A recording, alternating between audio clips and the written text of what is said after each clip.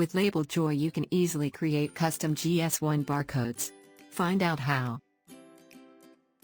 This is John. John manufactures chocolate cookies that are having a great success. In fact, an important distributor has placed a large order. John will have to ship a few pallets full of his cookies. John already uses GS1 barcodes to identify the cartons that contains his cookies.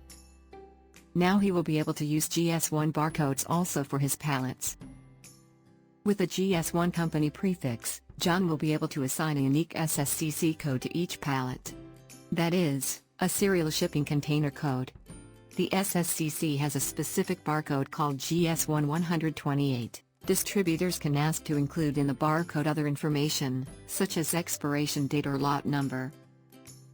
Before the goods leave his factory, John prints barcode labels and applies them to the pallets. They are GS1 logistic labels that have a standardized format, valid for all distributors around the world. Go to labeljoy.com and download your free demo now.